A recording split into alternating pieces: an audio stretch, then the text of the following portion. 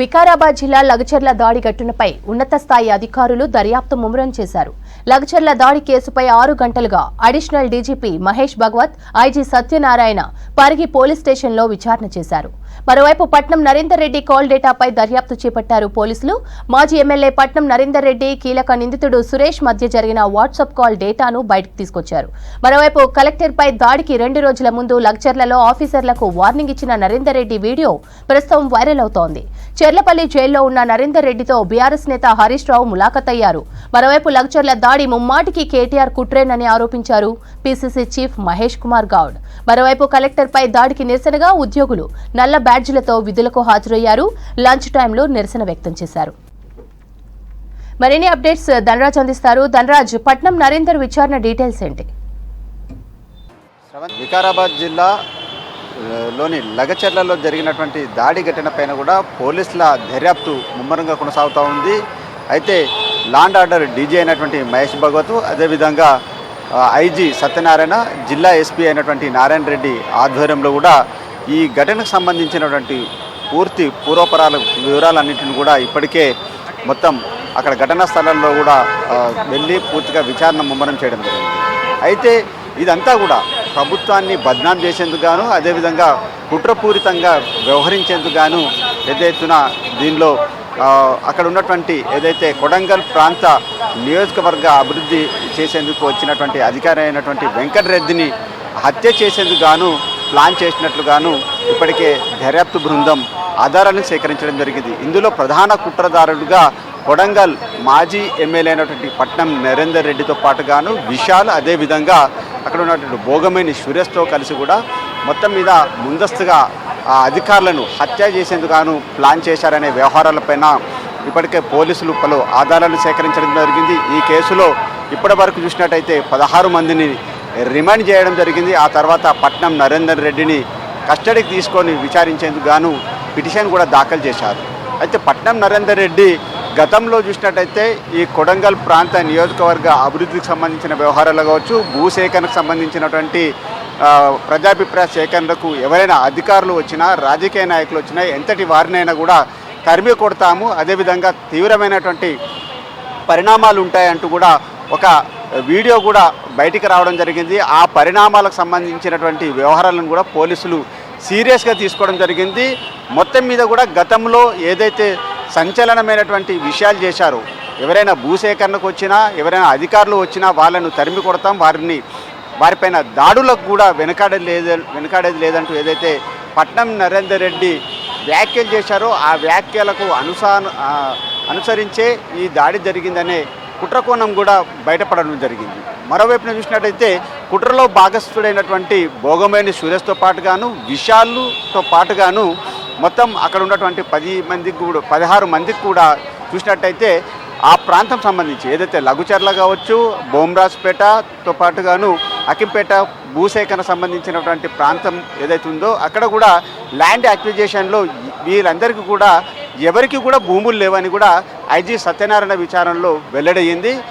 కావాలనే పనిగట్టుకొని ప్రభుత్వాన్ని బద్నాం చేయడం కావచ్చు, అదేవిధంగా ప్రభుత్వాన్ని అస్థిరపరిచేందుకు పెద్ద ఎత్తున కుట్రపూరితమైనటువంటి చర్యలకు దిగారనేది కూడా పోలీస్ ఇన్వెస్టిగేషన్లో బయటపడింది. అంతేకాకుండా ఇదంతా ఎందుకంటే సీఎం నియోజకవర్గమైనటువంటి కొడంగల్ ప్రాంతంలో ఒకవేళ రైతులతోటి వ్యతిరేకంగా రైతులతోటి దాడి చేయించి ప్రభుత్వాన్ని, అంటే రైతు వ్యతిరేక ప్రభుత్వము, అదేవిధంగా సీఎం సొంత నియోజకవర్గంలోనే ఇలా రైతులు దాడి చేశారనే ప్రాపగండ చేసేందుకు గాను మొత్తం బీఆర్ఎస్కి సంబంధించినటువంటి నేతలు ఒక పన్నాగం పన్నారు. అందులో పెద్ద ఎత్తున ఈ పట్నం నరేందర్ రెడ్డి కుట్రపూరితంగా వ్యవహరించారనే విషయాలు కూడా వెల్లడయ్యాయి. ఆయన అనుచర గణం అంతా కూడా మొత్తానికి ముందస్తుగా ప్లాన్డ్గా అక్కడ కొడంగల్ ప్రాంత నియోజకవర్గ అభివృద్ధి చేసేందుకు వచ్చే సంస్థ నియోజకవర్గ డైరెక్టర్ అయినటువంటి ప్రభుత్వ అధికారి వెంకటరెడ్డిని కూడా హత్య చేసేందుకు గాను ముందస్తుగానే కర్రలు,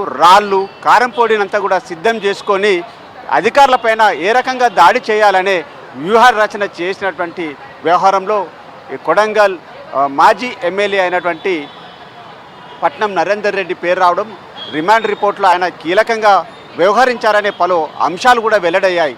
ఈ ఘటనకు సంబంధించిన విషయాలను కూడా విచారణకు సంబంధించి ఇక్కడ ఉన్నటువంటి అంటే అడిషనల్ డీజీ అయినటువంటి మహేష్ భగవత్ నేతృత్వంలో పోలీసులంతా కూడా రైతులను పూర్తిగా విచారణలో వాళ్ళ అంశాలను అడిగి తెలుసుకుంటున్నారు. భూసేకరణకు ఏ అంశాలు పైన అధికారులు రావడం జరిగింది, మీరు ఎందుకు అక్కడ దాడులకు సంబంధించి ప్రేరేపించారు, అదేవిధంగా దాడికి ముందు దాడికి సంబంధించినటువంటి వ్యవహారాల్లో మీరు ఏ రకమైనటువంటి అంశాలను వెల్లడించారనే పూర్తి నివేదికను అందించేందుకు గాను అడిషనల్ డీజీ అయినటువంటి మహేష్ భాగవత్ నేతృత్వంలో 6 గంటల పాటుగా లఘుచర్లతో పాటుగాను అదేవిధంగా పరిగి ప్రాంతం అంతా కూడా పూర్తిగా విచారణ బృందం అంతా కళ్ళే తిరగడం జరిగింది.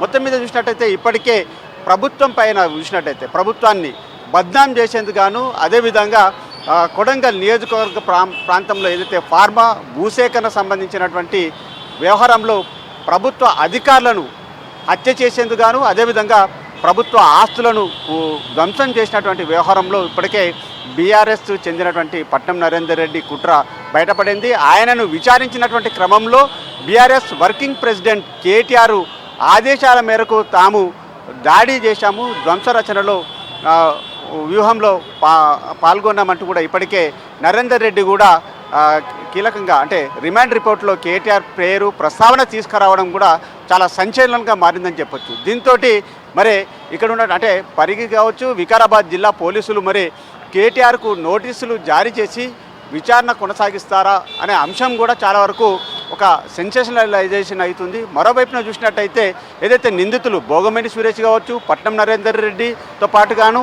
కుట్రలో భాగస్థులైనటువంటి విశాల్ వీళ్ళంతా చాలా ప్రీప్లాన్డ్గా అక్కడ ఉన్నటువంటి అధికారులను దాడి చేసి గాయపరిచి హత్యాయత్నం చేసేందుకు అదేవిధంగా ప్రభుత్వం సంబంధించినటువంటి అధికారులను తరిమి కొట్టాలని ఏదైతే నరేందర్ రెడ్డి ఇచ్చినటువంటి ఆదేశాల మేరకే వీళ్ళంతా కుట్రలో భాగస్థులైనట్లుగాను ఇప్పటికే ఐజీ సత్యనారాయణ పలు అంశాలను కూడా వెల్లడించడం జరిగింది.